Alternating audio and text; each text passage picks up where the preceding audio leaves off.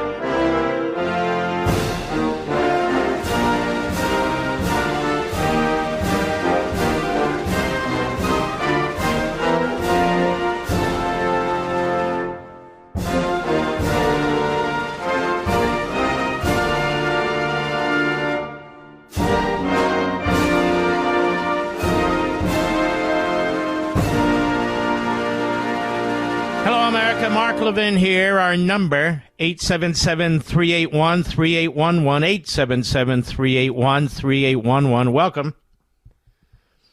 The only one who can defeat our mission in Iran is us. Is us. The goal is to defeat this enemy. What does that mean? Take out their Air Force, their Navy, their leadership, and leave? Well, that's not defeating an enemy. That's defeating their Air Force, their Navy, and their leadership. They have secret police. They have an entire army, infantry. They have all this sort of stuff that's there. And so it will regenerate if we leave the vacuum. This is not an argument for a democracy project. It's not an argument for hundreds of thousands of troops. It's not an argument for any of that. But I wrote a piece over at Fox News Digital. I think it was published a week or 10 days ago. And I said we need to be thinking about what's going to happen once we are victorious over these elements of the Iranian regime. And I don't think we're giving it enough thought, quite frankly. Now, maybe the president is. And maybe his people are, but we, the people, and certainly the media, what's to come? Now, the prince has said, look, I'll be an interim leader for 100 days. He put out an entire plan. It's on the internet. Looks like a very good plan to me. And there are others potentially, I suppose. But if we're going to allow the price of a gallon of gasoline be determinative on what I thought was a conditions-based military operation, not a time-based military operation, we could lose. Not even lose the peace. We could lose the war after our forces withdraw from that area, which means all of this would be for naught. And I don't want it all to be for naught. I want us to be victorious. And we can be victorious. It matters, the government that's there. When we defeated Japan, which you'll remember they attacked us on December 7th, 1941, we demanded an unconditional surrender. And they sent word through emissaries to the Truman administration that they would accept the surrender, but not unconditional. And Truman said, no, unconditional. We didn't fight like this and lose all these men. And the horrors of the Japanese government for some conditional surrender. It's unconditional or nothing. And they refused. So we dropped the first atomic bomb. And they refused again. So they dropped the second atomic bomb, a completely different atomic bomb. And that was it. That's all we had, 2 atomic bombs. So they're hoping they would work. I'm not suggesting dropping nuclear missiles and so forth, but that's not my point. This enemy has no Navy, has no Air Force. Their missiles are being destroyed.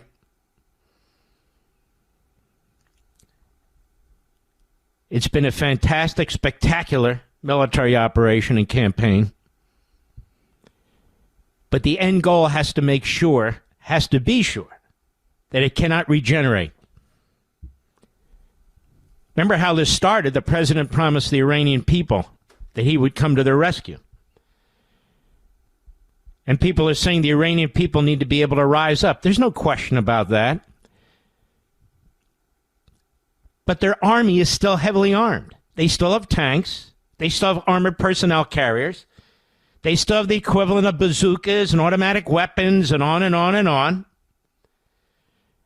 I have to hope that we're arming the opposition there. I hope we are. I hope we're doing other things. I really do. But if we lose what we've done here as a result of complaints about the cost of a gallon of gasoline 7-8 months before the midterm elections, what a disaster and horror that would be. I heard somebody on TV say we never replace a government after a victory and tell them what to do. It's a lot of ignorance. Japan is what I was pointing out. We certainly did determine what that government would look like. We wrote their constitution. We had to approve who took over. We didn't fight and lose so many men to leave it to chance. And we ought not leave this to chance, ladies and gentlemen. We must not. If the purpose of the battle, the purpose of military action was needed in the first place, and it was, then you can't leave it to chance. You just can't. Again, to stress, I'm not pushing a democracy project of any kind. I'm not pushing anything other than we take the time to really figure out how we want this to be handled. And as I say, maybe the president and his people already have, and they choose not to convey it. But I hear an awful lot of pressure, endless news reports on the price of gasoline. We didn't have endless news reports on the price of gasoline when it was far more expensive than it is today as a result of climate change ideology and religion. When they were shutting down leases, shutting down drilling sites, shutting down federal lands, making it difficult, very difficult, to produce oil domestically and to refine it. We didn't have those charts popping up showing us day by day how much the price of gasoline was going up. It's almost $5 a gallon for a premium. Almost $5 a gallon. And they drove up the price of automobiles by like $4,000 or $5,000. Remember all that? The expenses were enormous. And this is temporary. It's temporary. There's plenty of oil. But the world is worried about what happens to the Straits, where 20% of the oil passes. Not 20% of our oil, but there's a world market out there. That would be temporary, especially if the Iranian regime and its entrails were eliminated. The Straits would be wide open. I'm just cautioning you now because I heard almost a complete change in tone. It could be 3 weeks, 4 weeks, 5 weeks to we're pretty much done. You know, we'll be out of there soon enough. And we'll see. By the way, a footnote for you folks out there. As you know, I worked for President Reagan for 8 years, and I worked for several cabinet members, including the Attorney General of the United States. We've had this discussion before. I've never written a book, an essay, a tweet. I've never said anything behind this microphone or on TV about any of the confidential discussions I had with any of those officials. Not once. In all the years I've been doing this. I am deeply troubled when people talk to the President of the United States. Either he seeks them out or they seek him out. And then they go to Politico or the newspaper pages of the Wall Street Journal or the Washington Post or Axios, wherever they go. And they start talking about their discussions with the President of the United States. They want to pat themselves on the head. They want to pat other people on the head. Look at me, look at me. I find it very disloyal. Any president and cabinet secretaries, they have a right to confidentiality when they're seeking information or when somebody is providing it unsolicited. It's very troubling to me. It very much is. And so when I see names attached to that, I cringe. It's bad enough that you have anonymous leakers who are basically traitors trying to persuade the president or push the agenda in one direction or the other. That's bad enough. When you have people saying the president did this because I told him and I told him this and you got to get him on a certain day with a certain weather in front of a certain sandwich or whatever they say. That is unacceptable to me. We'll be right back. Mark Levin.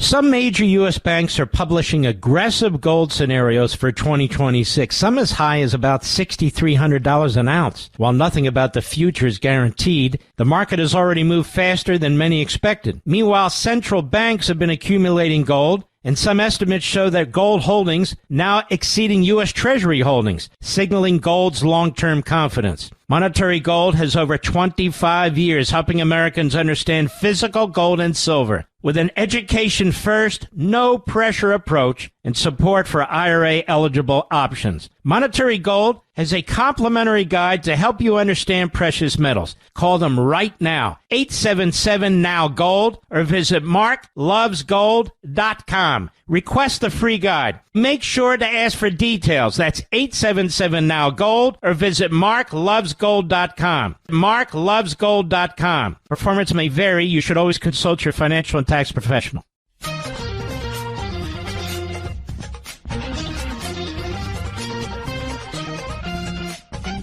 I want you to think about something, ladies and gentlemen, and this idea is not one hatched by me. It was hatched by somebody, at least the first time I saw it, online by the name of Max Twain 24. Max Twain 24. I don't know his real name, but it doesn't matter. I want you to listen to what he posts. I think it's safe for us to acknowledge that most of the people who consume Carlson, Kelly, Owens, Bannon, and so forth are not supporters of the president. Their audience are filled with leftists and anti-Semitic foreigners. Now, how does this person draw that conclusion? He's looking at interactive polls, one of the great polls, and they ask this question: do you approve or disapprove of the way Donald Trump is handling the situation in Iran? MAGA supporters, 91% approve. 6% disapprove. How about just people who identify as Republicans? 83% approve, 11% disapprove. And then, of course, it flips when you're talking about the Democrats. Overwhelmingly oppose what Trump has done. And, of course, the leftists even more so. And so his point is this. Carlson opposed this military campaign. Megyn Kelly opposed this military campaign. Bloated Bannon opposed this military campaign. Eva Braun Owens opposed this military campaign. But 91% of you support it and support the president and the troops. And so the logical conclusion, with a mathematical certainty, is that the vast majority of the people who are watching these podcasts are not Trump supporters, are not MAGA, are not conservatives, and are not Republicans. The vast majority. This also explains why they play the hate America card. They play the hate the military card about the military raping, as Carlson said the other day. They play the anti-Jew card, the anti-Christian card, because they're playing to the left. They're playing to the Democrats, and they're playing to anti-Semites in Pakistan and places like that. That is exactly what's going on. And these elements on the left, the Islamists, the Marxists, the Democrats, and so forth, they love what Carlson's saying, what Megyn Kelly's saying, what bloated Bannon is saying, what Eva Braun Owens is saying. They love it. They love the sort of chaos they're trying to create. And so our enemies at home and abroad really make up their audience. Really make up their audience. It's a brilliant point, and the numbers bear it out. 91% of MAGA supporters support the president's handling of the situation in Iran. 6% disapprove. 83% of Republicans approve. 11% disapprove. So where are all these viewers coming from for individuals who are in the 6%? Well, they're not coming from Republicans. They're not coming from MAGA. They're not coming from conservatives. They're not coming from people who actually embrace their Christian faith and their Jewish faith and so forth and so on. They're coming from the enemy. Or they're coming from bigots and racists overseas. They're coming from Democrats and leftists. That is the audience that is enriching Carlson, Megyn Kelly, bloated Bannon, Eva Braun Owens. This is their audience. These are their people. And it also meshes up with the Democrat Party. That's wide open to the Marxists and the Islamists, wide open to foreigners coming into the country, wide open to the trash-mouthing of Christianity and Jews and denying the Judeo-Christian belief system, wide open to these people. That's who their audience is. Now, maybe it wasn't always their audience. Maybe many of you used to be in their audience, but the truth is the vast majority of their audience has to be these elements. Has to be.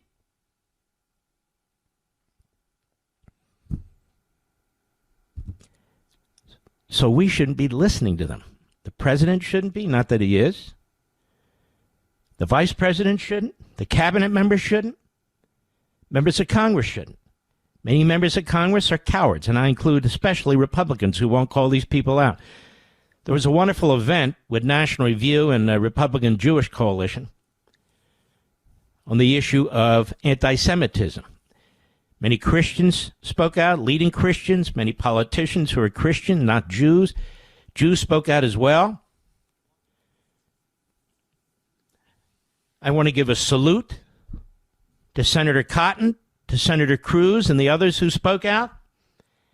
Because, ladies and gentlemen, the Republican establishment in Washington, D.C., other than a handful, is silent.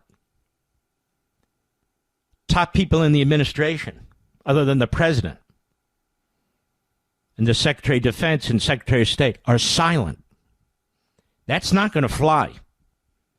It's certainly not going to fly with we Levinites, the millions of us. If it's too difficult to denounce people who embrace Nazism and neo-fascism, well, then you're in the wrong party. But this is a very, very important revelation that the following, significant following, that these individuals have are not red-blooded Americans, patriots. Quite the opposite. I'll be right back.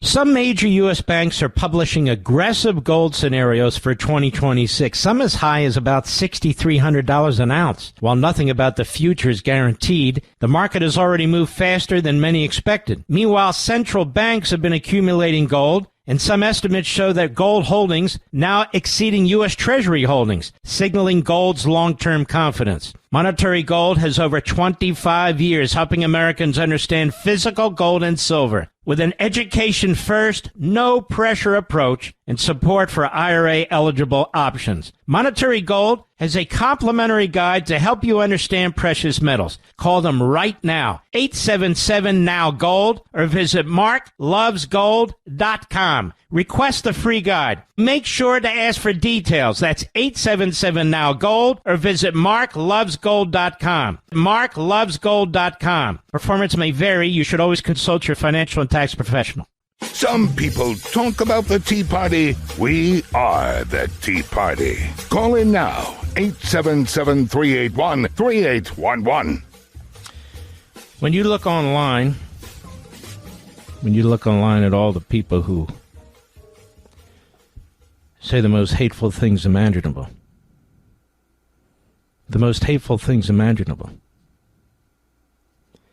well, I don't believe those are our people either. Some of them, no doubt, but most of them, no. Most of them, no. That's not who we are. That's not who we are. Liberty's Voice today is a great show. And you can check it out on Rumble and YouTube. And I actually decided to jump into Aristotle and look at a couple of words that I think are important, especially now. Words like prudence and virtue and morality, all of which Aristotle wrote about at great length. The genius of all geniuses, really. He was a student of Plato. Plato was a student of Socrates. But Aristotle was incredible, as were others. But to me, he was, in terms of ancient philosophers, truly number one. And I'm not alone. Your founding fathers felt exactly the same way. And so I went from Aristotle and focused on mostly prudence and virtue. What do they mean? Why are they important? Why are they important in your own life? I think that's relatively obvious. But why are they important in our polity, in our society, in our culture? And when decisions are made, like a president making a decision, it cannot be ideological. Hey, no forever wars. Hey, America first, when they don't even know what they're talking about. And most of the people who say that, these podcasters, they don't mean America first. They mean Fortress America, a phrase that Ronald Reagan used to denounce the isolationists. You can't have other countries arming up for war and we're isolationists. And you can't wait for nuclear missiles to be in flight before you realize there's an imminent threat. So this is irrational. This is illogical. Go back and read George Washington's farewell address. A lot of the isolationists use it to say, see that? He said no foreign entanglements. George Washington was referring to what? France and Britain, the two most powerful armies on the face of the earth. The United States was being pulled by one and the other to join ranks with one or the other. And even within his cabinet, he had individuals who were in support of one or the other. Jefferson, the French, Hamilton, the British. And the country was largely divided as well. And that's what he meant, no foreign entanglements. He didn't mean don't have any allies. And he also says in that speech, it's important to have allies. And he says in subsequent speeches that it's important to have a military that's ready to fight, and that foreign adversaries and enemies be aware that we're able and ready to fight.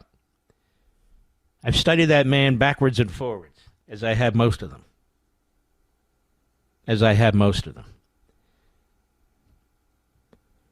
No president can look down the silo of a potential nuclear weapon and an enemy that says we're going to have 11 nuclear weapons in 10 days and sit on his hands. No rational president could do that. The Democrats, though, they had one that paved the way for nuclear weapons, Obama, and the other that was paying for them, Biden. And you can see the Democrat Party as an institution, the way that they're trying to undermine our military and our president, much like those individuals I'm talking about, the woke right neo-fascist isolationists.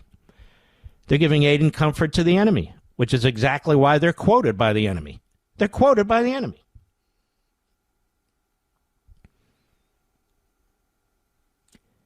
And there's a reason they hate Netanyahu, too, apart from a lot of the reasons we already know. Because he's an incredibly successful leader of Israel. And for the left and the Democrats, when Netanyahu, I think it was 2015, spoke to a joint meeting of Congress, and I was in the gallery watching it, denouncing the Iran deal, denouncing in his own way, as politely as he could, the Obama deal, the Democrats turned on Netanyahu and the state of Israel from that point forward and forevermore. And I strongly believe, in addition to the loathsome Jew hatred and anti-Semitism and self-hatred of Americans, anti-Americanism by these podcasters, these Kabbalists, I call them, that their audience now is made up of these people. That's their audience. You don't have millions of red-blooded Americans listening to somebody talking about our troops will rape the women and girls in Iran if there's an unconditional surrender. You don't have them talking this way. You don't have millions of Americans listening to somebody who's basically saying that Hitler was misunderstood and Churchill created and extended World War II. Millions of Americans? No. Especially conservatives? No way. No way. And so this has finally been figured out. It's actually quite logical and simple that these people are making their money, some probably from foreign governments as well, but beyond that, that their audience is made up of unpatriotic, in many cases, foreigners, Islamists, Democrats, Marxists, who love to hear the trashing of Donald Trump by people who claim to be a Trump supporter or part of MAGA. Again, many of you perhaps used to watch them, but you've dropped them, right? Well, somebody's picked up the ball, and that's who's picked up the ball. So today's podcast, and I don't want to be repetitious, so I don't do the same show on radio that I do on the podcast or on TV or whatever, and there's so much to talk about anyway. I use these platforms in different ways, but again, to draw the biggest audience as possible to radio, to the video podcast, and to the TV program, because that's what matters. To build this electoral and patriotic juggernaut. That's the goal. And so we went deep with Aristotle, we went deep on philosophy, and then I applied it to the war with Iran. Isolationism and interventionism and thisism and thatism, that's not the test. Forever wars, you hear people on TV and radio, we don't want any more forever wars. Well, what does that even mean? What it means is you don't want stupid wars. But that's not what they mean. They mean never take military action. Never, unless we're struck first. That's called suicide. Cut one, Mr. Producer, go. If the Democrats were in power, what would they do? Well, we know what they would do. What did Obama do? He signed a deal that ensured that regime would get a nuclear weapon, just not on his watch. So outrageous. Netanyahu came to the United States Congress, he was so concerned about it, and urged the Congress to vote against it. This is one of the reasons the Democrats hate him, because he took on their deal and he took on their president, our president, Obama, and he did it publicly. And this is why they hate Netanyahu, hate him, hate him, hate him. The reason the woke right, the isolationists, the ideologues, the reason they hate Netanyahu is because he's the greatest leader Israel's ever had, and he's defended that country like nobody else could. And when we say he's the Churchill of the Middle East, if not the Churchill of our times, there's a reason for that. Mm-hmm.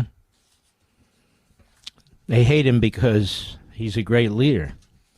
The reason they hate Trump, because he's a great leader. If they weren't great men and great leaders, they wouldn't hate them, because they'd be failures, and they would see an opportunity for power. That's quite literally what's taking place. Quite literally what's taking place. I can't tell you how impressed I am, always was, but with our Secretary of War, Hegseth, he's been absolutely fantastic. And when we come back, I want you to hear some of the things he had to say. Very important. I also want to get into back to New York and this Mondami. We talked at length yesterday, and I'm not going to repeat it, about his outrageous comments. Went to Islamo-Nazis, tried to slaughter civilians and cops with IEDs, too stupid to get them to work properly, apparently. And they checked their homes in Pennsylvania, and they found a whole lot more. And they're going on about Al-Akbar and things of that sort. They're confessing. They're very proud of themselves. But now we know the mayor had dinner with Khalil, a supporter of Hamas. You see, Mayor Mondami is not a Zuhdi Jasser. He's not the assistant manager of my bank, a wonderful man, a good friend, a Muslim gentleman. He's not that. He's an Islamist. That's what he is. Just like his wife. Just like his wife. I'll be right back. Mark Levin.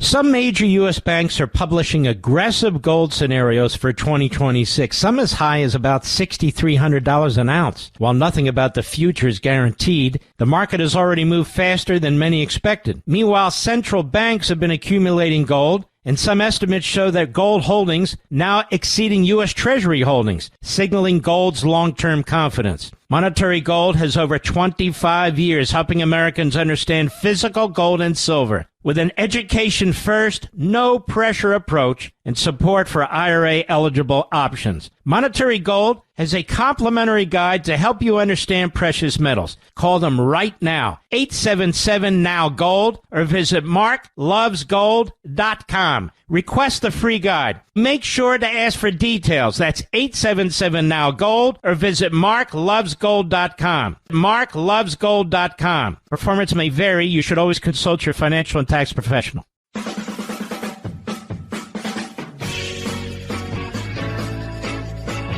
Just to underscore this point, after we destroyed the Japanese regime in World War II, we wrote their constitution. And we installed a government that would be aligned with us.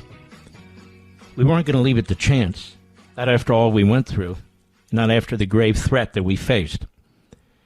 So we now must give focused thought to what comes after the Iranian regime's Navy, Air Force, and missiles have been destroyed, and their top leadership. It still has a standing army, it still has secret police, has an entire Islamist-supporting infrastructure.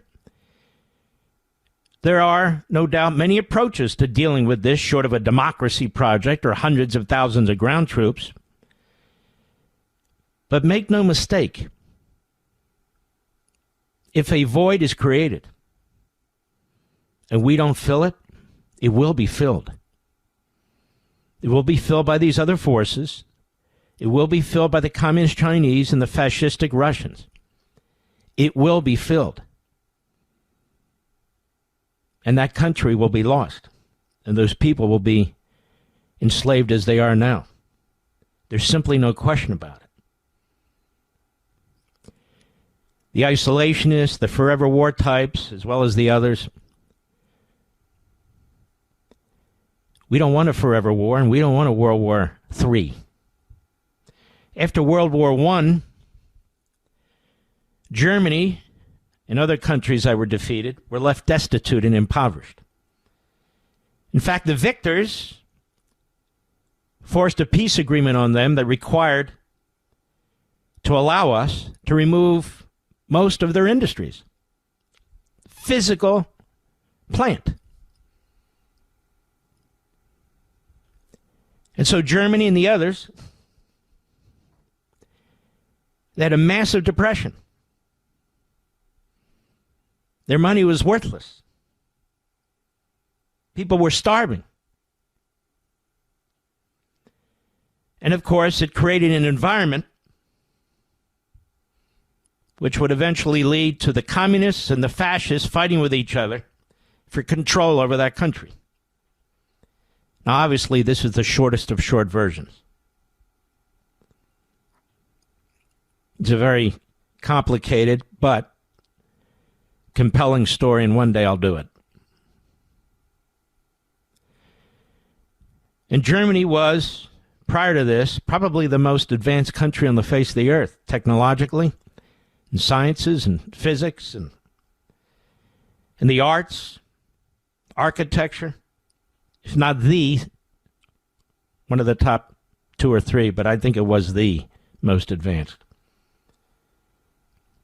Shocking that eventually a country like that would be led by a thug, by a mass murderer.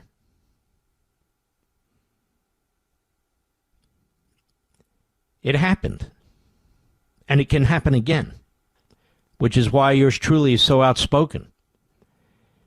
And despite efforts to silence me, whether it's by sponsors or affiliates or audience members or so forth, and I want to thank those who stick with us here, because what I'm talking about is Americanism and the survival of our liberty. That's the bottom line, isn't it?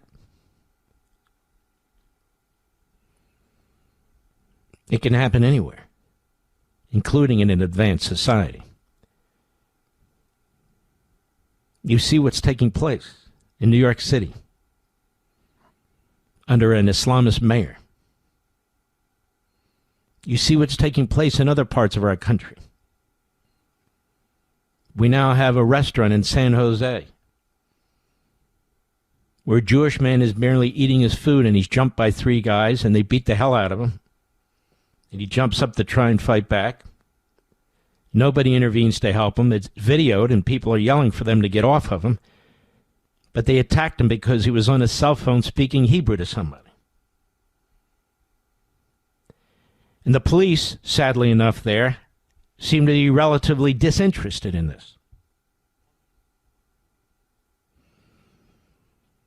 We see what's taking place in Toronto, Canada. 3 synagogues in the period of a few days or a few hours.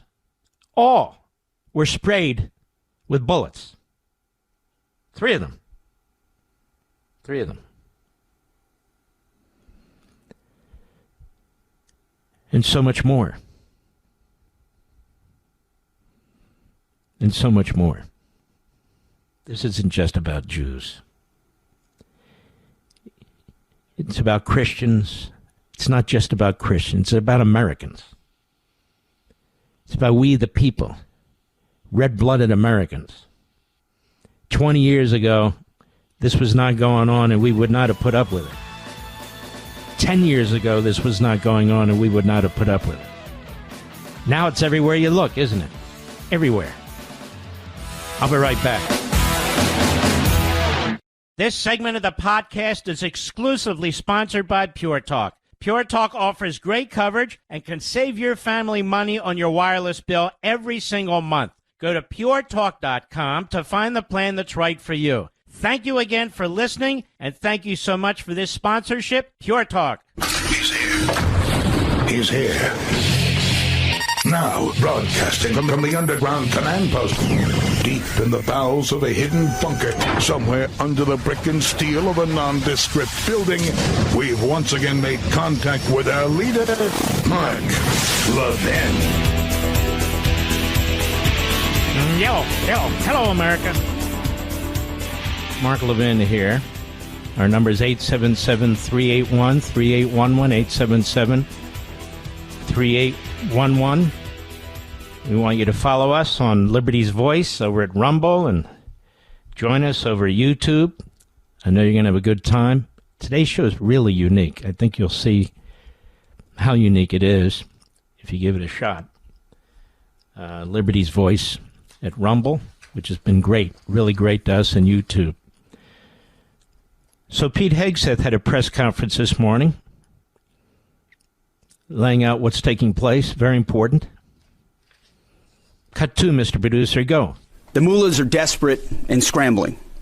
Like the terrorist cowards they are, they fire missiles from schools and hospitals, deliberately targeting innocents, because they know their military is being systematically. And by the way, this is what the Israelis have had to put up with over and over and over again with the Palestinians, the Hamas Palestinians in Gaza, over and over and over again, and the whole world and their propaganda operation, including in our country, turned on them. And we'll see how long it takes until they turn on us, that is the media. They're starting to, with respect to this. You even have some conservatives saying, we need to know about that missile that hit that school. Was it us or was it the enemy? Well, first of all, it was us. It was a horrible mistake. If it's the enemy, it's intentional. So, I mean, there is a clear moral divide, is there not? Just some of these people need to preen. They need to be dramatic. They need to create a scenario where they're viewed as independent and, and so forth. I just don't operate that way. If something's right or something's wrong, that's the way it is. If something's an accident and something's intentional, there's a moral distinction. We don't target schools. The enemy does. Whether they're the Palestinians or whether the Iranian regime. That's what they do.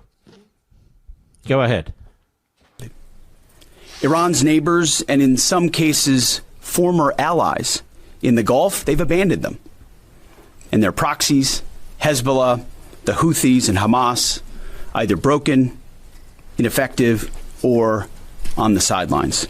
Or, in the case of Hezbollah, under attack by the Israelis, who are brutally attacking them now because they were firing missiles into Israel, trying to help out their Iranian masters. Go ahead. And they are badly losing.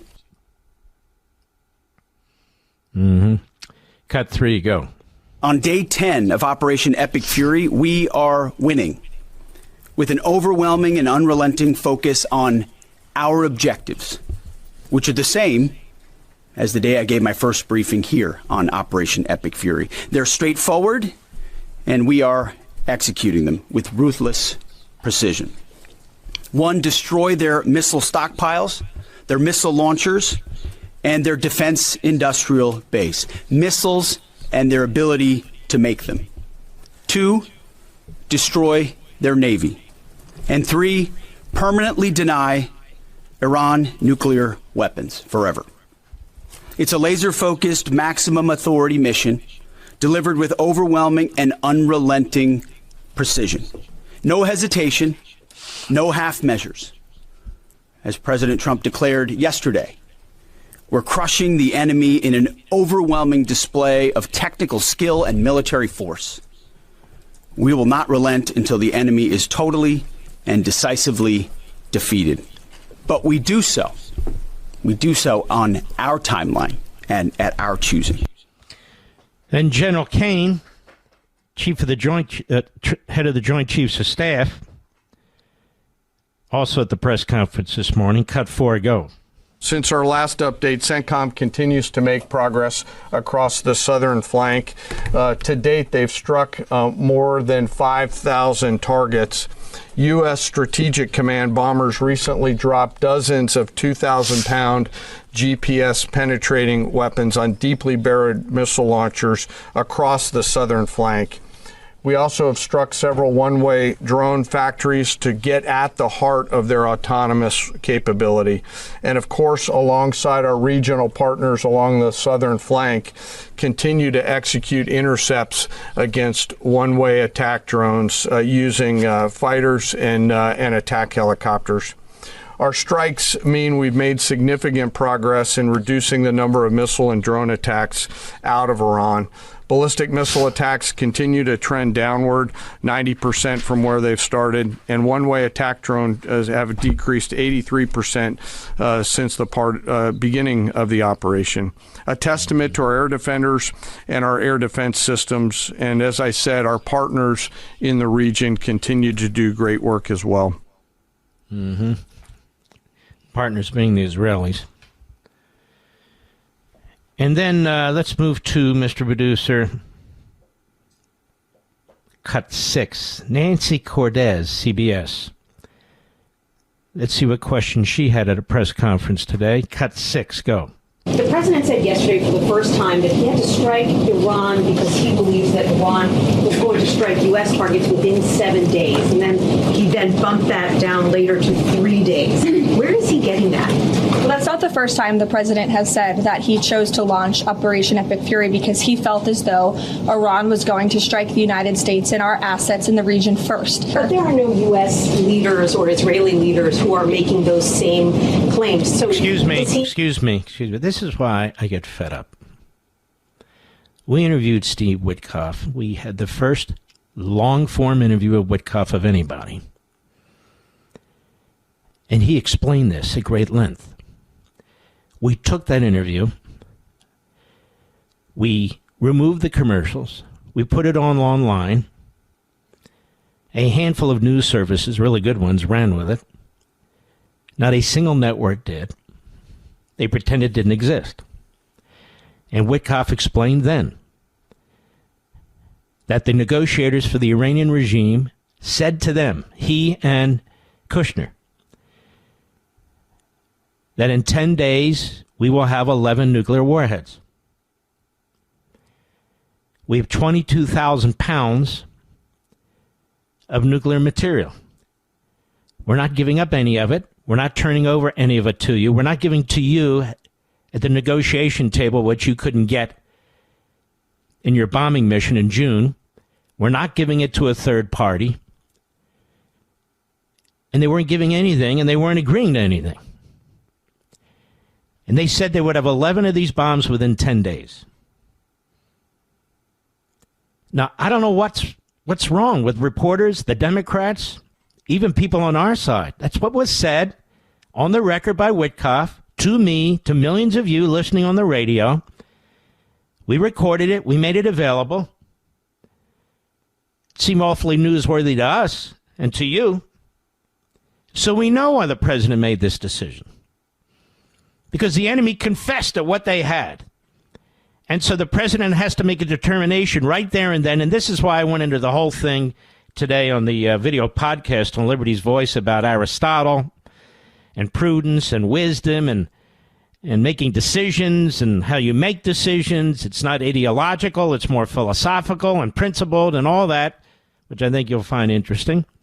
But nonetheless, the president is in charge. He's the commander-in-chief. He knows what this regime is. He knows its ideology. He knows what it's done in the past. And he had to make a decision. Now, it seems to me any president who cares about his own country wouldn't wait with that information. And he acted. So why do we get these dumb questions? Truly dumb questions. And then we have the Elizabeth Warrens, the Richard Bloombergs, the other morons. They come out of these briefings and they say, I have more questions than answers. What's the mission? Well, we know what the mission is. It's obvious. And the military that's carrying out the mission, they know what the mission is.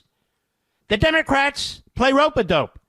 They're doing everything they can to sabotage this mission. I told you they have their own mission. It's called Operation Sabotage.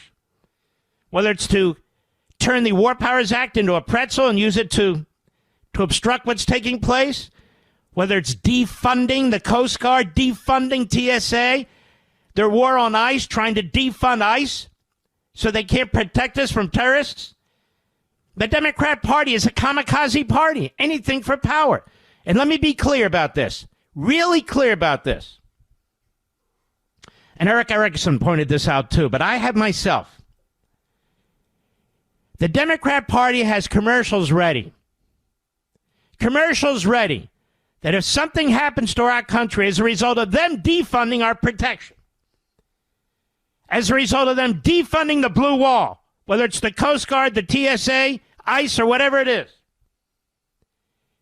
And they've already said it's Trump's fault, it's the Republicans' fault. They won't agree to what we want.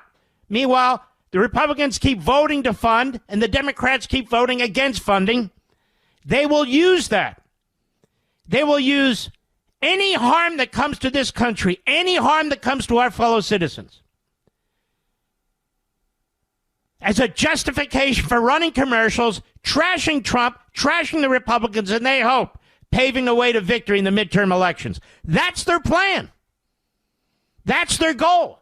It's not the well-being of our military or the success of our military. It's the opposite. It's not the well-being of the people, you, me. It's the opposite. And the same goes with the Carlsons and the Kellys and the Bannons and the rest of them who want to be proven right because their audience is made up of the same people who support the Democrats and the enemy. 91% of MAGA supports the president handling of Iran. 83% of all Republicans. Same thing. But the opposite is true of the Democrats. The opposite is true of the Marxists and the Islamists. And the opposite is true 100% of the woke right, neo-fascist isolationists. They seize on every opportunity to undermine our country, our president, our military, and you, Mr. and Mrs. America. That's the plan of the Democrat Party. That's the plan. I'll be right back. Mark Levin.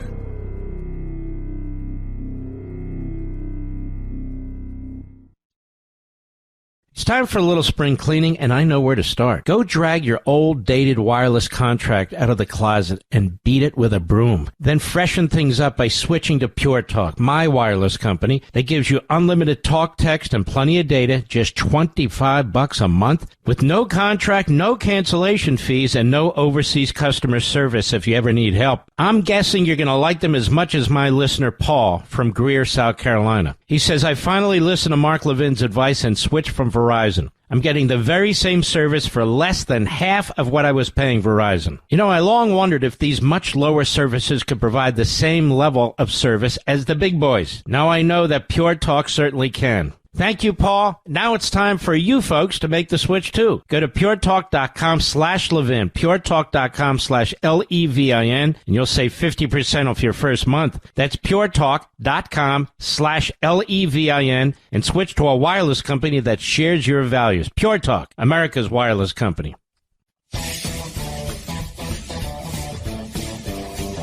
Now, Rand Paul, and he's an extreme libertarian, isolationist, like his father was and is.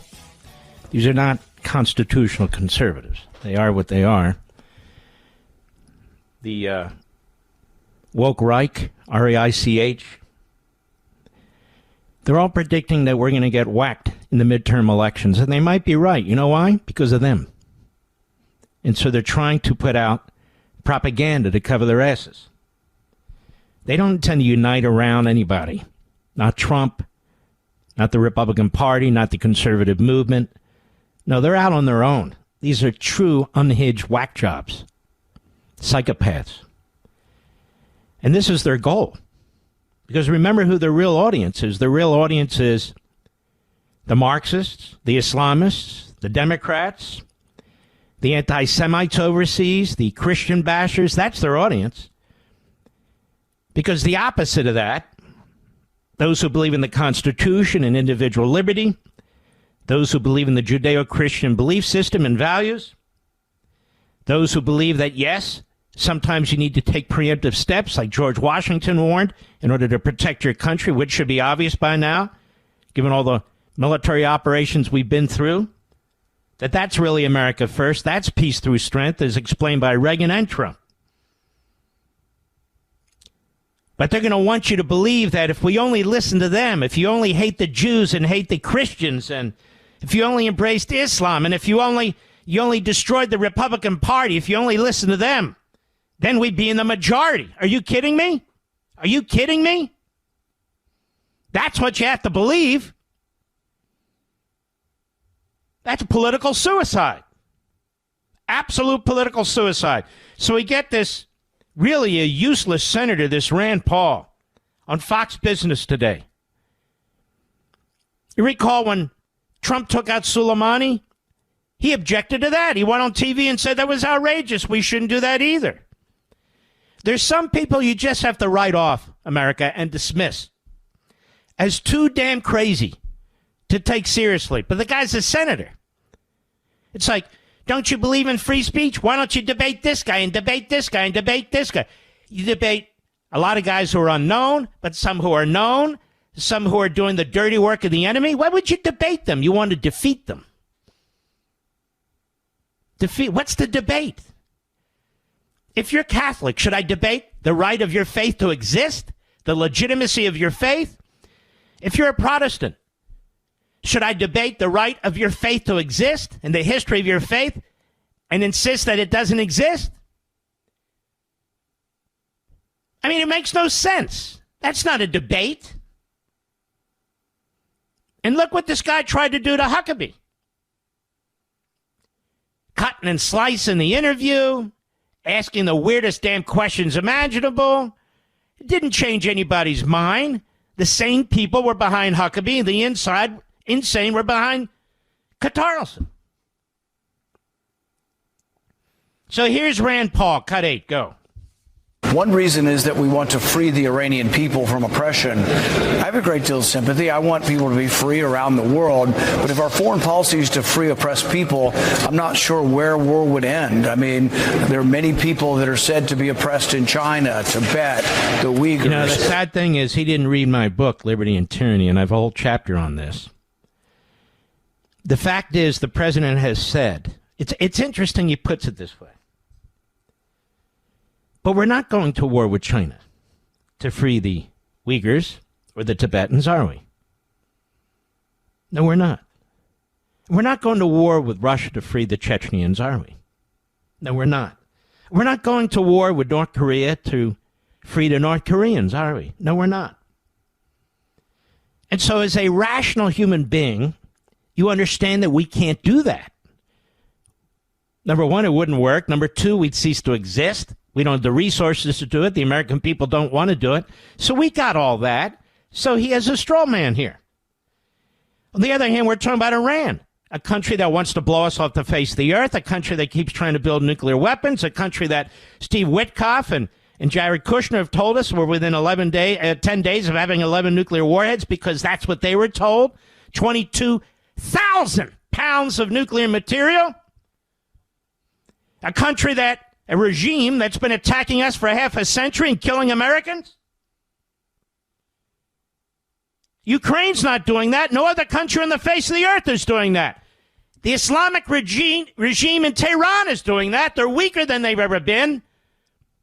And so Rand Paul's caught up in his ideology. It's not prudential. It's not virtuous. It's propaganda. He's an isolationist no matter what the threat. That's why he'll never be president of the United States. That's why he votes with the Democrats 90% of the time when it comes to foreign policy. That's why at one point it was either he or his father said we ought to cut defense by 25%. Well, the Chinese are building up for a world war. Is that peace through strength? No. It's appeasement. It's pacifism. It's isolationism, which will get us killed. I'll be right back.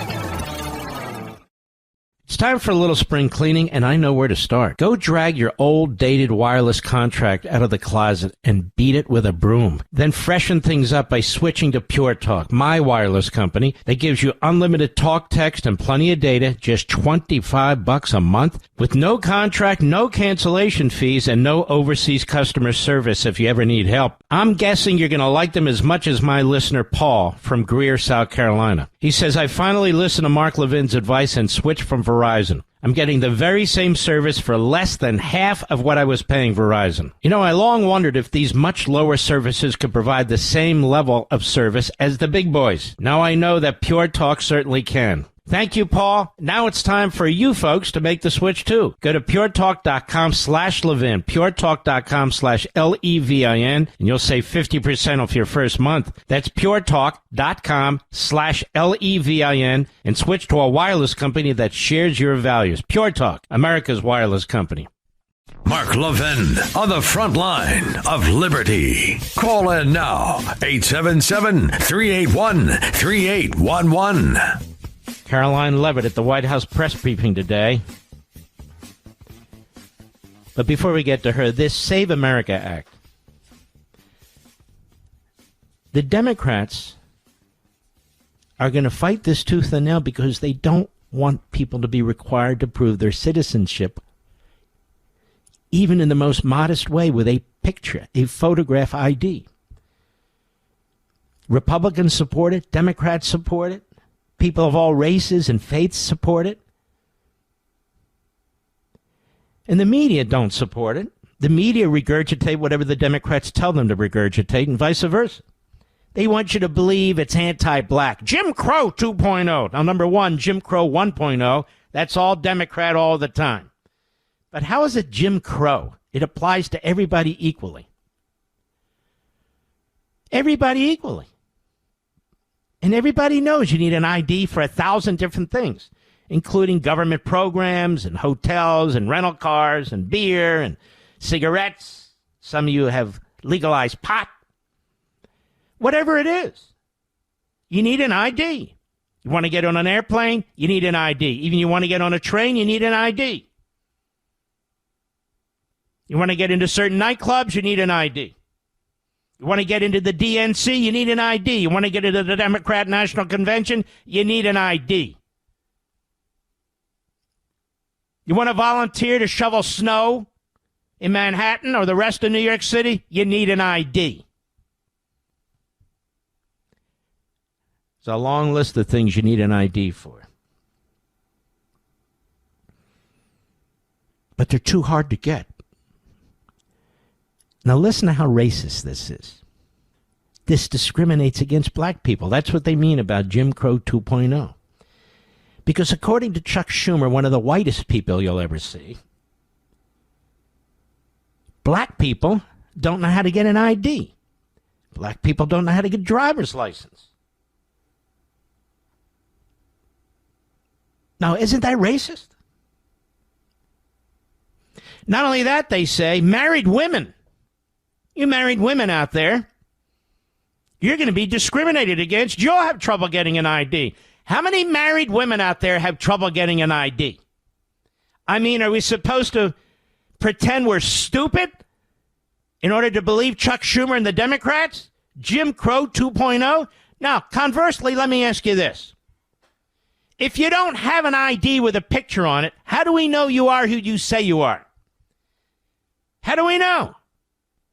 You got 11 states, 10 that are Democrat, 1 that's teetering, where they don't have any ID. So how do you know if it's the person who says they are? You don't. How do you know they're not voting twice, once in one precinct, once in another? You don't. How do you know if they're not using somebody else's name? You don't. There's no ID, and it's illegal to ask for one. And those states have an impact on federal elections. Now, everybody with 2 brain cells to rub together knows why the Democrats don't want an ID. Because they're counting on fraud. Why do Democrats insist that ICE may not operate near a voting place? I mean, isn't that where you want them? To make sure illegal aliens aren't voting? Or to discourage illegal aliens from voting? Why would that be one of the so-called reform measures that they've thrown down and said, TSA doesn't get paid, the Coast Guard doesn't get paid, the Secret Service doesn't get paid, FEMA doesn't get paid, unless, among other things, you prevent ICE from going to voting places to get illegal aliens. I am telling you, they're like the mob. They're relying on illegal aliens to muscle up the number of congressional districts and electoral college votes. They're relying on birthright citizenship to keep producing Democrats. They're relying on ICE having to stand down at voting places, at precincts, of all places. I mean, doesn't that reveal everything? And they insist no government-issued photograph IDs at the voting place. They're government-issued. What if people can't afford it? Who can't afford it? But you know what's in the bill? Subsidies. 1,000 different ways to help somebody get an ID. 30 years ago, this wasn't controversial, but we have a new Democrat Party. They want Islamists, they want Marxists, they want illegal aliens. They don't want to enforce our immigration laws. They want you to think that having an identification that you're a citizen is like Jim. You know, it's like when the Democrats called people Nazis and Hitler because they disagree with them. If you're a black person and any of your family was involved in the awful discrimination that took place, or they go back to the period of slavery, you should be really pissed off right about now that a guy like Chuck Schumer and his party are insisting to use you and your experiences as a defense for voter fraud. If somebody votes twice, they are, neutralizing your vote. If somebody votes who's not supposed to be voting, they're neutralizing your vote. If somebody votes multiple times, they're neutralizing your vote. Black, white, brown, yellow, green, red, it doesn't matter. Chuck Schumer is the equivalent of a modern-day George Wallace. Hello, he is. Because what he's saying is everybody should vote, even if you don't have a right to vote, which means your vote can be canceled out by somebody's vote who's not supposed to be voting, or voting twice, or voting for dead people, or whatever the issue is. And Chuck Schumer doesn't want to know. He just knows that his party benefits from this. You know damn well if Republicans benefited from this, Chuck Schumer would be all over it. That's all he cares about, power. The power of his party. That's all he gives a damn about, ever. Same with Sanders. Same with all of them. Here's Caroline Levitt with some moron reporter. Cut 14, go. One of the biggest things the Democrats are saying, the claims that they're making, is that the Save America Act, it would prevent married women from voting in elections or make it harder for them. What do you have to say to those claims? Is there any validity to them, and where do you think they're getting this from? There is zero validity to these claims, and I'm glad that you brought them up, because you have the Democrats who have created this myth, and it has been perpetuated, unfortunately, by many in the mainstream media. Let me be very clear. The Save America Act does not prohibit anyone from voting, with the exception of illegal aliens. And the greatest way to disenfranchise American citizens from voting in American elections is to allow illegal aliens to vote, which is what Democrats want to do. We see it taking place in Democrat jurisdictions at the state and local level across this country. So the Save America Act corrects that. And as far as married women who have changed their name, if they're already registered to vote, they're entirely unaffected by the Save Act. And for the small fraction of individuals who have changed their name or their address, they can still register to vote. Of course, they just have to go through their state processes to update that documentation. And this is something that the American people, married women, and minorities and people all across this country who Democrats are insultingly saying cannot do this, they're already doing it every day, going to the Social Security office, going to the DMV. And I think it's frankly insulting that the Democrats are saying that there are certain groups of people in this country who aren't smart enough to update their documentation to allow them to vote. Again, this is a huge myth. They're literally sitting around, the Democrats, coming up with straw man arguments that are racist and misogynist, that are stereotypical. And they're going to use Jim Crow, where American citizens who were black were prevented from voting, and compare that to, we just need a voter ID, a picture ID for you to vote. And by the way, we don't care what race you are, what sex you are, what religion you are, everybody has to show it. It has absolutely nothing to do with poll taxes and literacy tests and other forms of obstructing black people from voting. We know from the polls, black people want honest voting too. When you go to vote, you want to know that the process has integrity. And the Democrats are saying, ladies and gentlemen, we've never done this before in our history. This is all new. We used to have paper ballots. You want an absentee vote. You had to demonstrate why you couldn't show up. Maybe you were sick. Maybe you were out of town. Maybe you were disabled. Something like that. But you couldn't just say, I want an absentee ballot, I'm going to mail it in. It didn't work that way. And you had to sign under penalty of perjury that you met one of the requirements. Other than that, you show up in person. Why? Because they needed to know who you were, and you had to prove that you were who you were. Now it's controversial with the Democrats who are trying to create controversy around it. There's nothing controversial about it. Cut 15, Chucky Schmucky Schumer, go. This is a bill that destroys the country, and it is not about showing ID. This is a bill that destroys the country?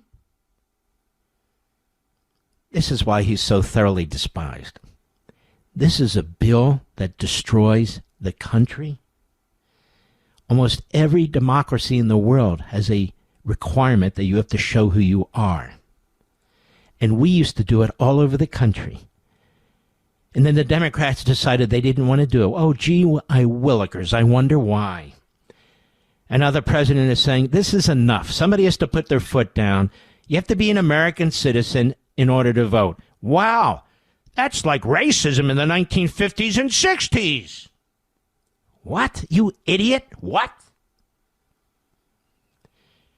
So you have these white leftist Democrats who are power hungry, and the black community, 76% says, no, we think that's a good idea. The Latino community, 83% says, no, we think that's a good idea. The white community, I think it's 86, 88%. No, we think that's a good idea too. Democrats, yeah, we think that's a good idea. Republicans, yeah, we think that's a good idea. Independents, yeah, we think it's a good idea. The only ones who don't want it are the elected Democrats. They know something we don't know, don't they? Except we do know. I'll be right back. Mark Levin.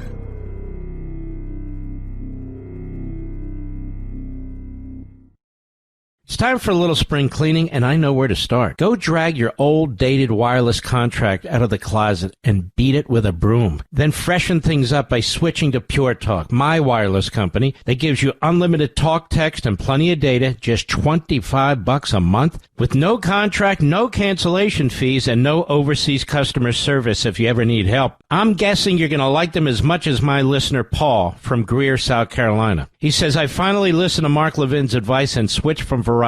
I'm getting the very same service for less than half of what I was paying Verizon. You know, I long wondered if these much lower services could provide the same level of service as the big boys. Now I know that Pure Talk certainly can. Thank you, Paul. Now it's time for you folks to make the switch, too. Go to puretalk.com/Levin, puretalk.com/Levin, and you'll save 50% off your first month. That's puretalk.com/Levin, and switch to a wireless company that shares your values. Pure Talk, America's wireless company.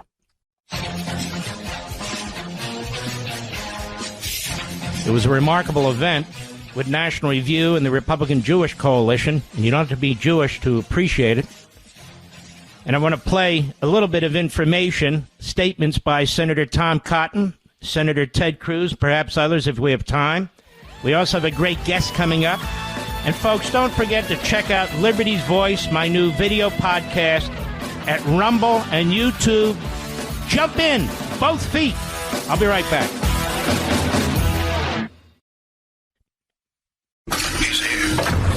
He's here. Now, broadcasting from the underground command post, deep in the bowels of a hidden bunker, somewhere under the brick and steel of a nondescript building, we've once again made contact with our leader, Mark Levin. Hello, America. Mark Levin here. Our number, 877-381-3811, 877-381-3811. You know, Senator Cruz doesn't have to come out and publicly do the things that he's doing. He could be like most of the other politicians and hide or complain behind the scenes, whisper campaign. But that's not Cruz. He's a very, very solid patriot, just like Tom Cotton, and I'll get to him in a moment. But Senator Cruz has been out there. He's been doing a public service to the entire nation. He's not Jewish, obviously, but it doesn't matter. He is Christian, just like Huckabee, just like Cotton, just like so many other righteous Gentiles who've had enough. And they know the relationship between Judaism and Christianity. And Ted Cruz has been out there fighting like hell. And he was at this event that I was talking about, this anti-Semitism event, and I want to salute National Review and our friends at RJC. No, I wasn't invited. People know where I stand, and I have a microphone right now. I'm talking about it right now. Cut 11, go. At the very beginning of National Review, Buckley had a moment where he said no to the anti-Semites. They're not welcome in our party, and that changed the course of history for decades.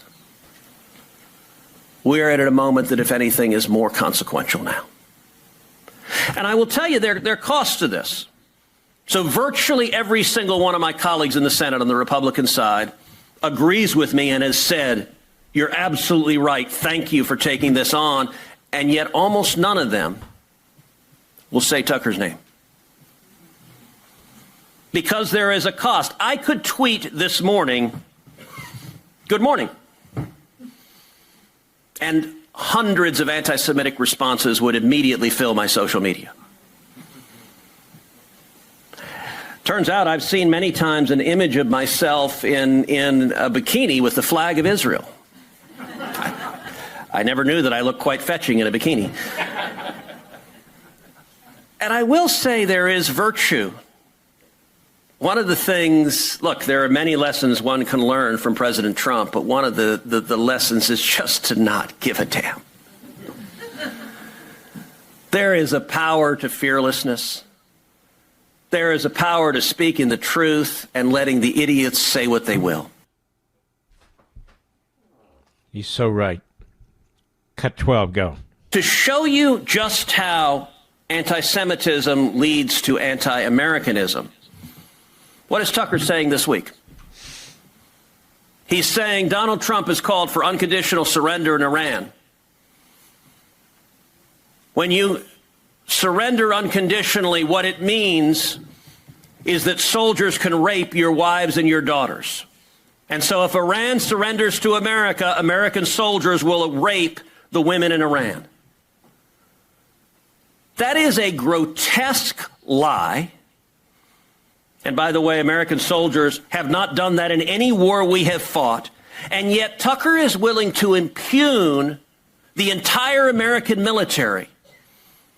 And then he also says the other way to do it is we can drop nuclear weapons on Iran. And he says, I believe we're getting ready to nuke Iran. That gives you the sense. By the way, right now, the Iranian TV is playing Tucker's show across Iran.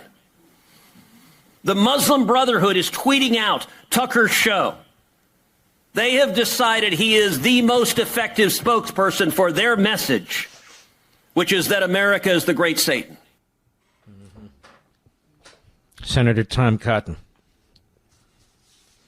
Another fantastic patriot who has guts. Cut 9, go. I know many of you are also concerned, though, about a seeming rise of anti-Semitism among influencers on the erstwhile right. Now, I use sarcastic air quotes for a reason.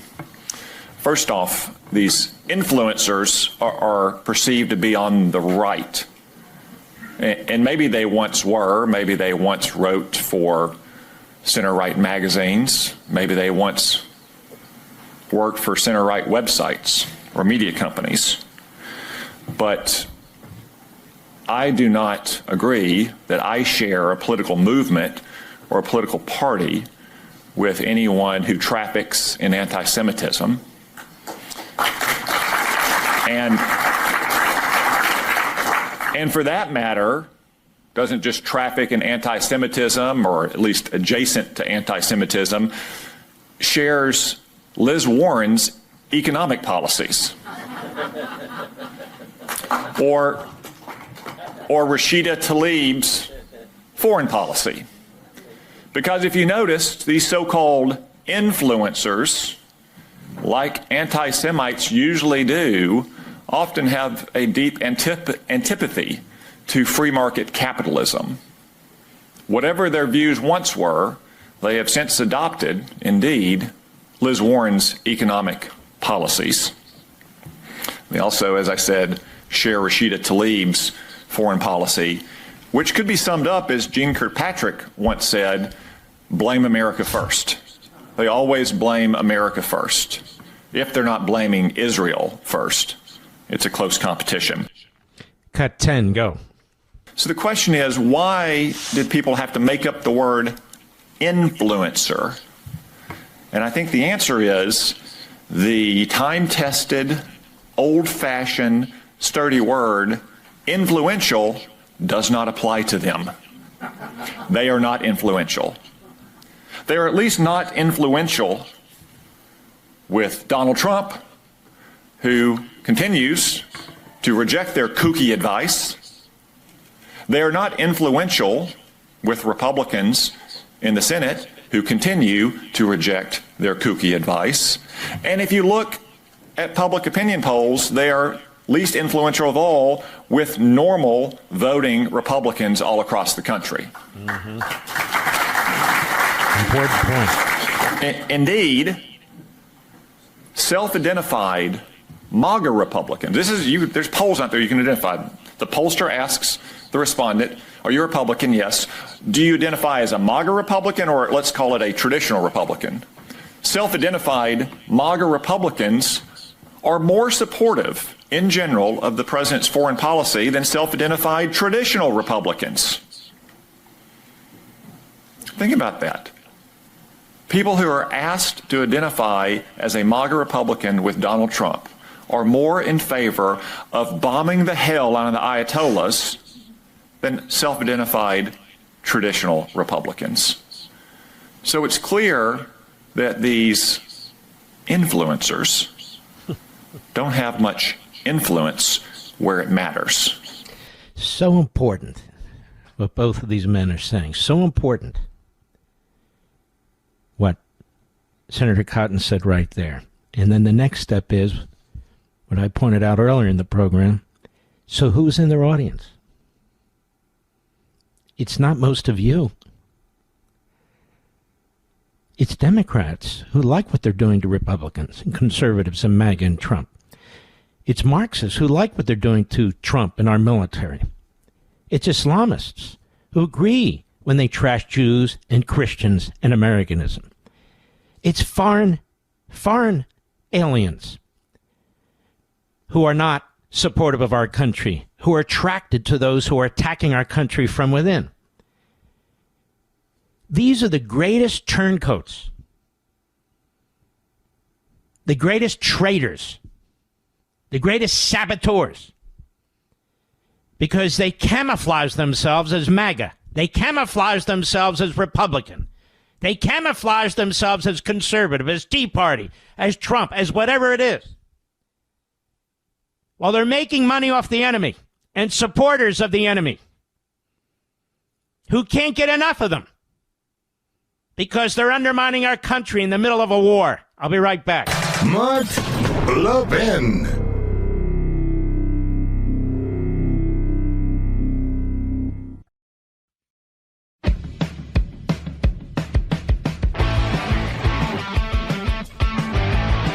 You know, there's a gentleman out there, Dr. James Lindsay, who I've become fond of, the things he writes, the things he says. I actually think I quoted you in one of my recent books. You know, I go through so much research and so forth, but I remember you.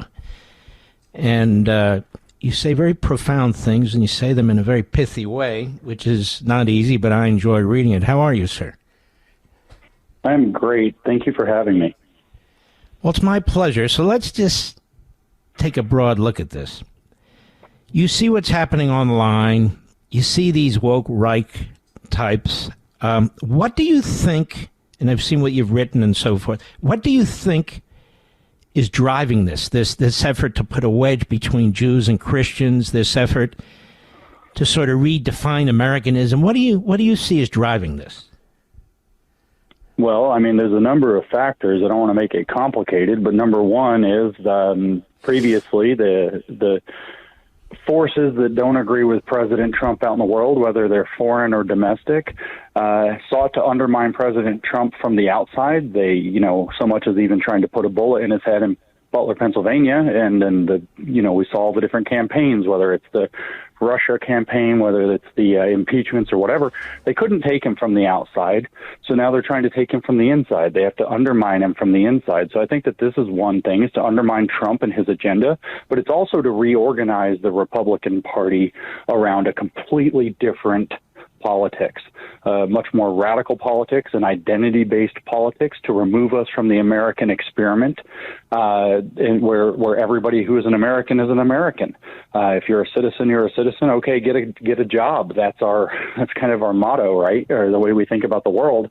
And no, it's not going to be that. We're going to be a people in a place, which sounds a lot like blood and soil. So we're going to have a new kind of European conservatism, which we can look to Europe and see didn't work. It didn't conserve anything. It doesn't work. And so to reorganize the Republican Party around this new radical right-wing politics that's been excluded for 75 years from the American project. And then thirdly, on the global stage, what's happening around Israel, what's happening in the Middle East is key to so many things that are happening, whether it's the Belt and Road Initiative for China, whether it's Russia's ambitions in the region. There are lots of huge global concerns, whether it's oil prices and oil transport and shipping lanes. There are huge concerns there. And as long as the United States and Israel remain staunch, firm allies, Western interests are represented and protected in that region from some of the worst people on the planet. So they have to interrupt that as well. What do you think is influencing these so-called influencers, which obviously don't have a lot of influence? Senator Cotton pointed out, others are pointing it out, that when you look at the polls, MAGA is 91% behind the president's handling of this war, whereas these so-called influencers, these woke right types, they're like 100% against. So what is it that is motivating them or driving them, do you think? Well, I think that there's kind of a convergence of interests. I think on the one hand, some of them do have a different radical politics that they would love to see the right wing of America adopt, and so they're ideological in that way. Tucker Carlson, for example, is at least partly this. He's famously a paleoconservative. He's taken up strongly with Pat Buchanan, as many of the others have, which is a different vision than President Trump offered for the Republican Party when he came in 2016. So there's an ideological component. There's undoubtedly a component that has to do with, likely it has to do with money, that people are being paid, or that they're just chasing clicks. They're chasing opportunity online. For whatever reason, these things are amplified and boosted, often by foreign actors, but also by bot farms and networks, and they're all making money hand over fist. So there are these very prosaic explanations as well. But ultimately, what I think it is that goal to reorganize both the Republican Party and our relationship with Israel and the world, so that the larger global interests that we are able to defend as we are right now fall out of our hands in our ability to defend them. Is there sort of this Russian psyop activity taking place? People have been writing about this. You've talked about it somewhat too. Is this part of the plan to destroy the West and the United States in particular? I feel like the answer to that is kind of obviously yes. The Russians are very famous in their approach with the so-called red team, blue team, or A team, B team, where they take any movement and split it into two factions that they can get fighting with each other. This is kind of their bread and butter kind of political warfare operations that they are the best in the world at and have been since the early days of Soviet Union. They're very good at divide and conquer in that way. But on the other hand, we now see, finally, I've been shaking the tree for a while. Glenn Beck was bringing it up 10 years ago, this weird character of Alexander Dugin and his multipolarity theory. That's the big story. Multipolarity means that the United States is no longer the global power. We are no longer going to use our Navy and our military to control world affairs. We're going to have a Russian pole and a Chinese pole and an Islamic pole and a U.S. Western pole that are all roughly co-equal and competing in the world. But this is just that old Soviet strategy of breaking up Western power so that maybe communist, maybe Islamist interests can rise. I think in this case, you would see a huge rise in Islamism, and you would see a huge rise in Chinese communism. But what the details are is tough to say. But the goal is to undermine American and Western strength in the world so that the other players can rise to be like equals. And does this partly explain, anyway, this obsession in attacking Judaism and trying to divide the Judeo-Christian value system, saying they're separate and one replace the other? Is that part of that ideology? Yeah, I think it is part of the ideology. It is also a very useful tool, and I think that's the most important part. If they can divide Americans, especially American conservatives, over whether or not they support Israel or whether or not they support Jews, which is a much more alarming thing to see on the rise right now, is rank anti-Semitism. If they can split Americans that way and split American conservatives, if they can convince young Protestants to abandon those theological convictions that they have, then they can really reshape politics in America going forward. And the objective, I think, is in fact to do exactly that. So Israel becomes not just a object that they are attacking, but rather the object that they are attacking with. It's like I've said to people before, that if you really want to make a man mad, what you do is you insult his wife. And people say, well, you attacked his wife, but no, really what you did is you attacked the man through his wife.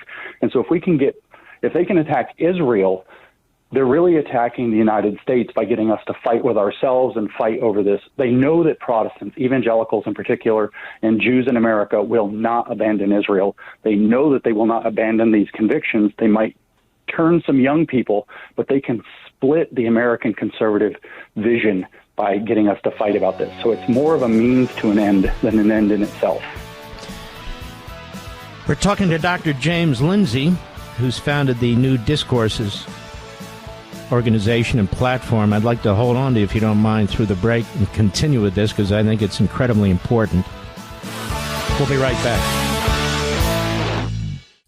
Mark Levin, the thunder on the right. Call in now, 877-381-3811. We're here with Dr. James Lindsay of New Discourses, and his podcast is the New Discourses Podcast. Dr. James Lindsay, so we were talking about sort of this Russian influence campaign involving the effort to divide really people and our institutions against each other and against ourselves, so it collapses within.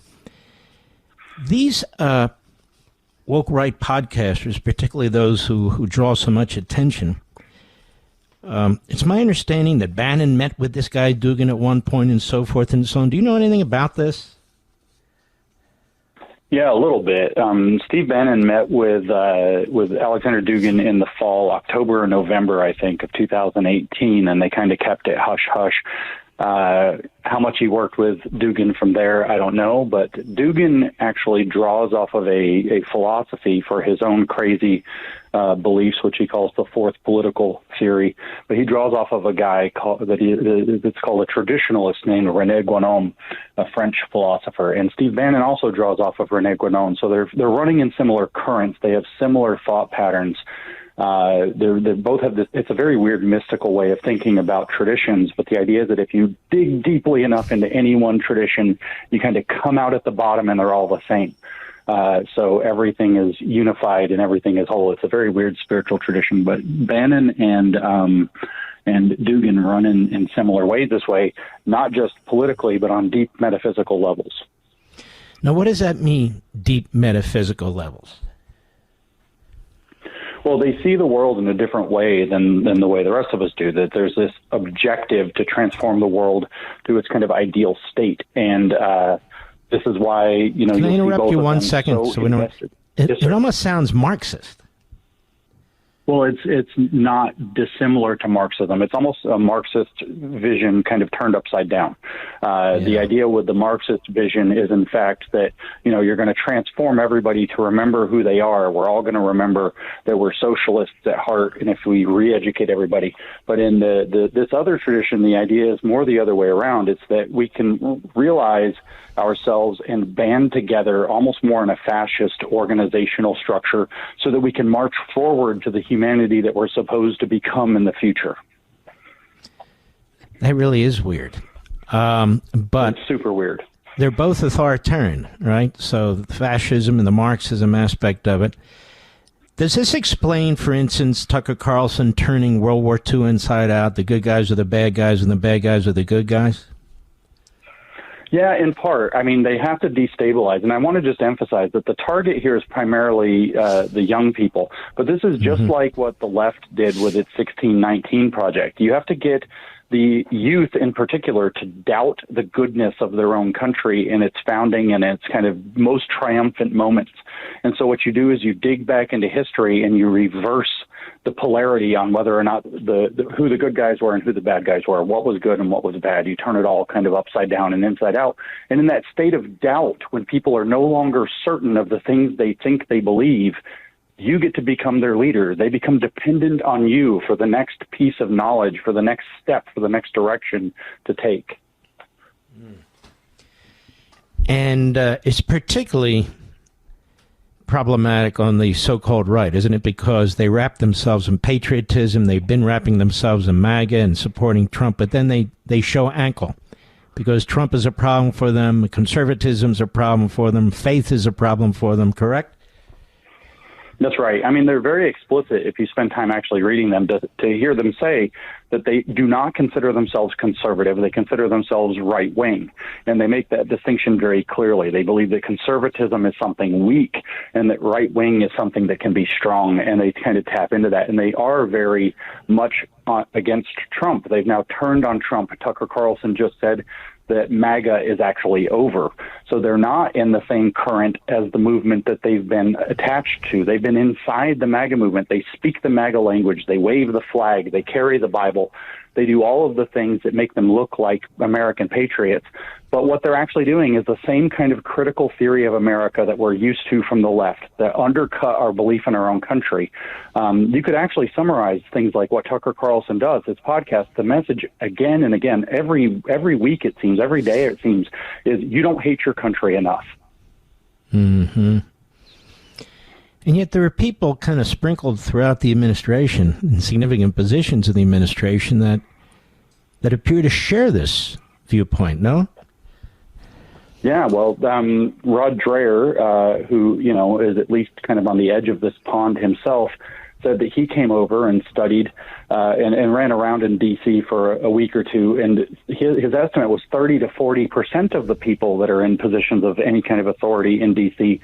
are at least sympathetic to this. So very many people. But this is another parallel to communism, Mark. This is the technique that the communists called entryism, which is how do you get your guys in, entry, how do you get your guys in and the good guys out? And so what they're doing is they've stepped into positions of authority, and then they hire their friends, and they create ugly scandals and situations for the people they don't like and start to squeeze them out. They're trying to squeeze out Paula White from the Faith Office right now very vigorously. You can see that very clearly. They're going after Lindsey Graham with some kind of a united struggle session attempt. They're trying to get their guys in and everybody, all the real patriots out. It's incredible. And so the American people listening tonight, What is your advice to them? I mean, they really have to be discerning about this, right? That's the sad part of the advice, is it's the hardest thing in the world, which is to be discerning. It's to understand that just because somebody's made a point that you agree with, that it doesn't mean that they're taking it in the right direction. It doesn't mean that they're doing the right thing with it. So you have to slow down. You can't just run on the fumes of, Tucker Carlson was the guy I watched on the news for years and years. You have to listen to what he's actually saying now. He might not be leading you in the right direction anymore. He may have changed. He may have taken advantage of your trust. But also, I want to tell American people listening is that you've got to protect your kids. If you, by the grace of God, avoided your children going in the direction of trans, they are trying to get your children in the direction of fascism and Nazism. And I hear from parents every day almost about how they're falling and losing their kids to this. So protect your kids, get them on the right path, teach them well. Amen to that. Tell us about your group and what New Discourses is all about in your podcast. Thank you. I started New Discourses officially in 2020. My goal was to study and expose the woke left as fast as I could. I wrote a library of critical race theory for the public before George Floyd even died that was ready to go when people were ready to have it. I tackled the queer theory and the drag queens and so on. So I tried to tackle this woke left, tie it to communism, explain what the woke left phenomenon was. And I've run a podcast there called the New Discourses podcast, where I have been trying to teach the world as fast as I can learn about woke ideologies, and that includes now communism and fascism. I've spent the last year doing something I call the Nazi Experiment podcast, where I'm going through piece by piece by piece, whether from Mein Kampf or from Carl Schmitt or some other Nazi writers, and telling people, what did the Nazis actually believe? We know how their experiment ended. They had problems in Germany after World War I. They did an experiment to fix it. It ended in a catastrophic war and a Holocaust, the worst thing maybe that's ever happened. We know the experiment didn't work, but what was in it? And the reason I'm doing that is because I've been seeing, whether it's on X, whether it's on YouTube, whether it's on Instagram, I've been seeing literally the pages of Mein Kampf with no attribution fed to our kids like they're new ideas. So I want people to see what Hitler really said, what his acolytes really taught, what they really believed, what those contents were, so that they don't mistake the arguments of today for something new and fresh and good. They're actually recycled evil from 80 years ago, 100 years ago, that caused one of the greatest calamities in human history. Well, you're a very important thinker and a very important voice, and I'm going to bring you on more often if you don't mind. It's a very significant size audience here. So thank you for what you're doing online and this project that you have, and much appreciate you. Well, thank you very much, Mark. That's very nice. Dr. James Lindsay, ladies and gentlemen, he's a good man. New Discourses. That's his motivation, and you can see what he's trying to do, which is very, very important to expose what's taking place in our country. And he's giving you a better understanding of what we're dealing with in Tucker Carlson, Megyn Kelly. Bannon is always hanging around with the sleaziest of sleazy. He just is. That's what he is. Candace Owens, they're your enemy. They're trying to destroy what you love, what you believe in. They're trying to disunite America. They have a big plan. And the plan is about power. You know, I wrote this book on power. Everything's about power. And that's what they're all about. They want to destroy the Republican Party, even if that means building up the Democrat Party, at least temporarily. That's what Fuentes said. A voting Democrat, destroy the Republican Party. Carlson said, MAGA's over. MAGA's destroyed from within. Trump's not MAGA. Follow me. Owens and her rabid anti-Semitism. They're all, notice, anti-Semites, anti-Israel. And as James is pointing out there, that's part of the plot. If you can destroy the relationship between Jews and Christians, if you can destroy the relationship between two of the greatest democracies, Israel and the United States, you can move toward this fascism, this authoritarianism. I mean, this is a big deal. And it's going on right under your noses.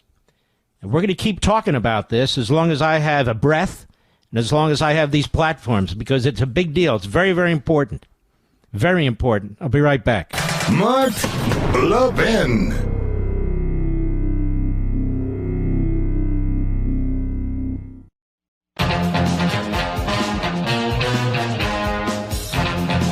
Have you ever wondered why Tucker Carlson is so close to Putin, or loves Putin, and praises Putin, praises the Russian culture, the Russian government?